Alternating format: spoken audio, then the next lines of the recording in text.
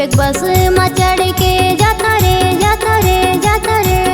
विवेक super में चढ़ के जाता रे जाता रे जाता रे। मैं बेबी टॉप गन संगीता लहरे। मैं बेबी टॉप गन संगीता लहरे। पूछले भी अजीत चाचा दीनदयाल बस चलाते सोनू साहू मैं कैसे आतेला। कोरबा जिला में मैं रहता रे रहता रे रहता रे। बस मालिक बनवारी ला कतरे कतरे कतरे। मैं बेबी टॉप गन संगीता लहरे। मैं बेबी टॉप गन संगीता लहरे।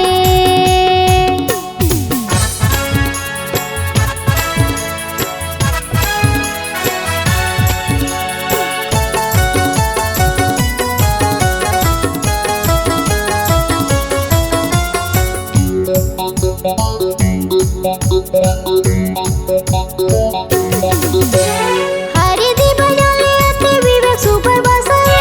ओमा चढ़ के जाऊं बलौदा कॉलेज में हरे।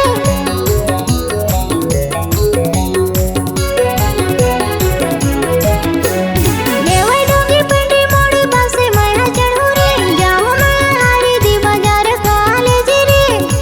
बेबी तो टॉप गन रे संगीता लहरे मोला के तेरे। बेबी तो टॉप गन रे संगीता लहरे मोला के तेरे। हे नारायण भैया सुनना विवेक सुपर विवेक बस में चढ़ के जाता रे जाता रे जाता रे। सादा होटल में खाना खाता रे खाता रे खाता रे।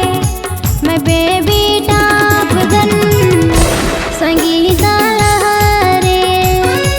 मैं बेबी टॉप गन संगीता लहरे।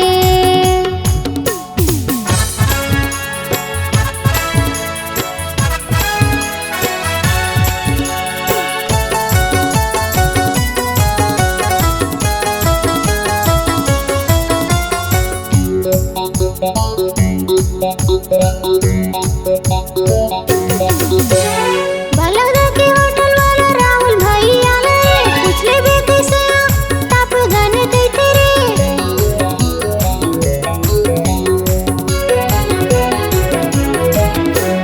रमोली मेरा होटल के खाना मैं खाता रे। सहेली बेटे बना रे जाने संगी मोरे रे।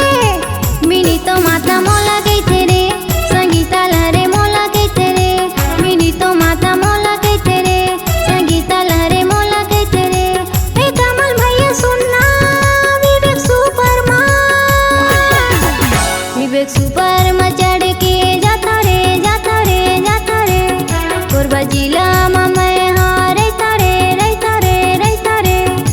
मैं बेबी टॉप गन संगीता लहरे। मैं बेबी टॉप गन संगीता लहरे। पूछले भी अजीत चाचा दीनदयाल बस चलाते सोनू साहू मैं कैसे आतेला। विवेक सुपर में चढ़ के जाता रे जाता रे जाता रे। विवेक बस में चढ़ के जाता रे जाता रे जाता रे। मैं बेबी टॉप गन संगीता लहरे। मैं बेबी टॉप गन संगीता लहरे। मैं बेबी टॉप गन संगीता लहरे। मैं बेबी टॉप गन संगीता लहरे। C-Log Digital Recording Studio, Cordoba. Contact number 99071192115.